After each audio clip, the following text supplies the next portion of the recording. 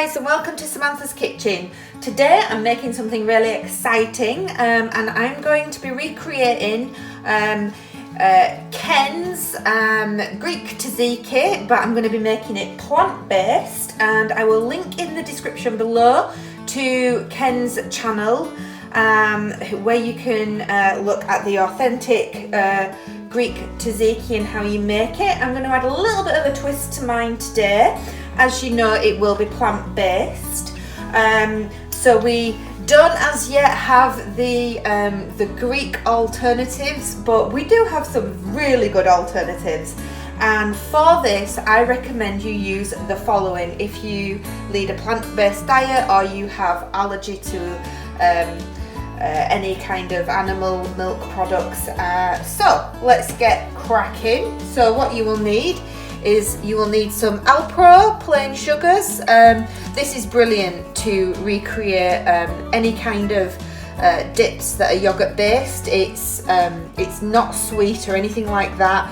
If you don't have this alternative, you would have to investigate as to what other alternatives are out there, but they may have other brands in your local area that do similar to what Alpro does, which is developing the plain no sugars. I believe this is a soya plant-based, and it also has yogurt cultures, which is, we all know the benefits of that.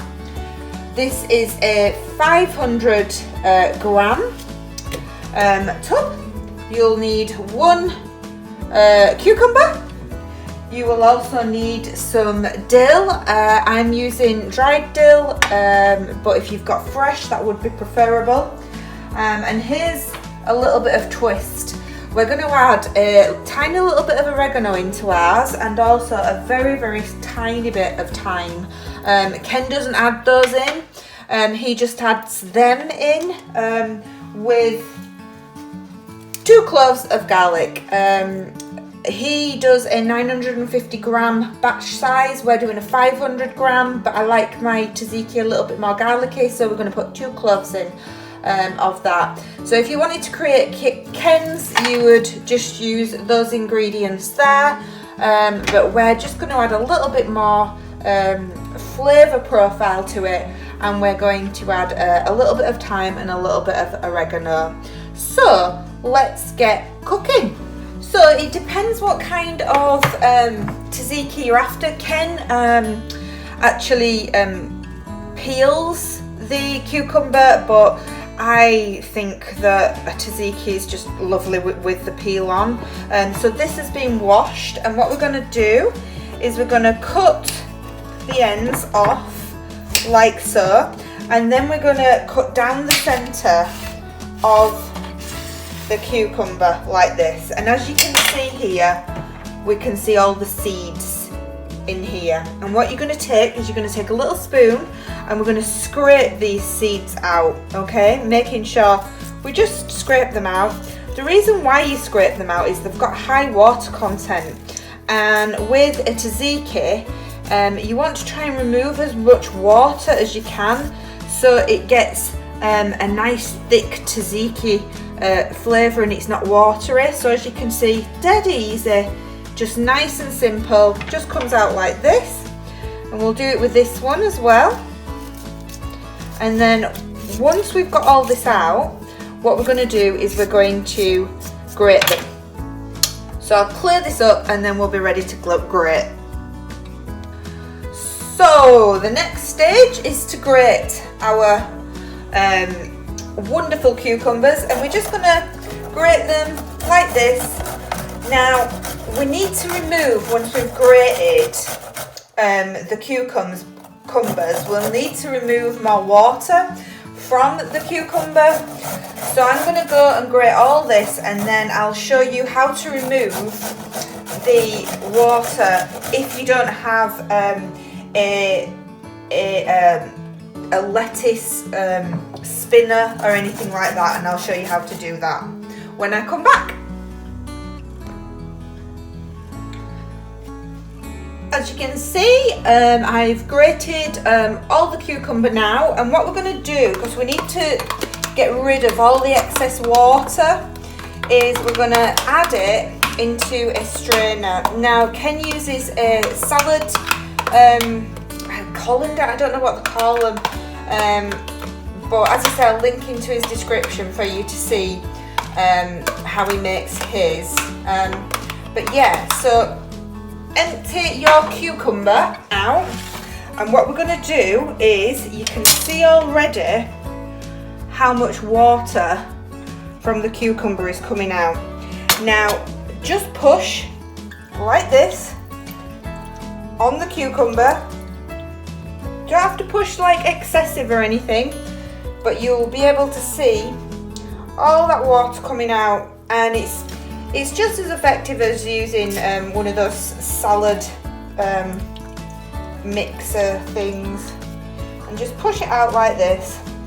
And then what you're going to do is set that to one side, because we're going to prepare our yogurt then.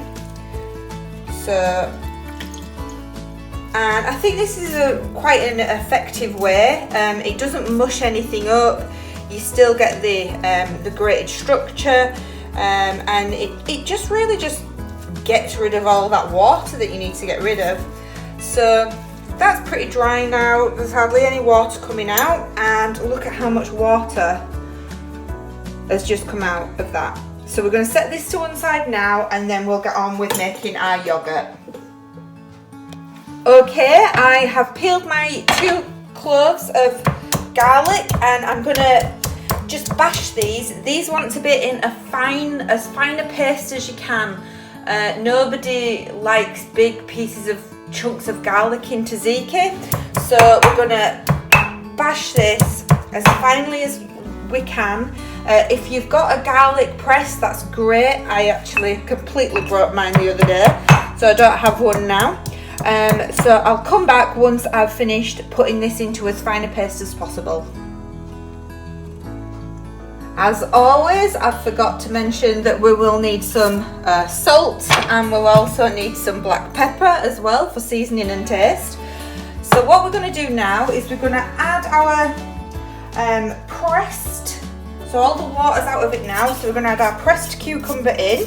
I've already transferred the garlic, which I've made into as fine a paste as I possibly can, and we're going to season with black pepper, and this is totally your preference. It's completely up to you how much pepper and salt you want to put in. You don't have to put them in if you don't like salt and pepper, but I'm putting about half a teaspoon of each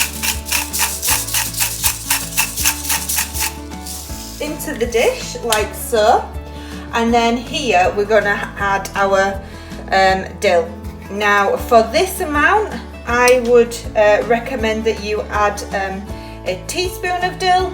So we're going to add a teaspoon. This is dried dill. As I say, if you can get fresh dill, use fresh dill. Make sure you finely chop your fresh dill though, because it's very powerful and nobody wants a big piece of such a powerful herb in their tzatziki. For the thyme, now this is different. I'm adding a little bit of thyme. I'm just adding 1/4 of a teaspoon of thyme. I just think it adds a little bit of a dimension, a little bit of further flavour profile. And we're also going to add the same amount, just 1/4 of a teaspoon of oregano, just a very tiny amount, not much. And then we are going to use our Alpro, and we're going to mix all this in and create an absolutely amazing plant-based tzatziki. So let us get this mixed in like so into the absolutely amazing tzatziki. Oh, look at this. Make sure it's all mixed in really well, and then it's best, and I have to agree with Ken here, tzatziki is best overnight next day, because all those flavours infuse, and it's just, oh, imagine this on your plant-based souvlaki that you're making, or meat one, whatever you want to do. Imagine, it goes with anything. It goes with anything, just on beautiful homemade bread, just absolutely out of this world. And I'm gonna show you a close-up. It's always good at this point just to taste it, just to see if it's right. So I'm just going to use a spoon just to have a taste. Absolutely beautiful. Absolutely beautiful. Time for a close-up, I think. And here it is. Plant-based, homemade tzatziki from Ken's amazing Greek cooking channel, and I've just added a little bit of a twist to it. If you like this video, please like and subscribe and hit that notification button. And I can't, I've just got to have a bit. Oh my goodness, look at this. Oh, look at this. I just can't wait.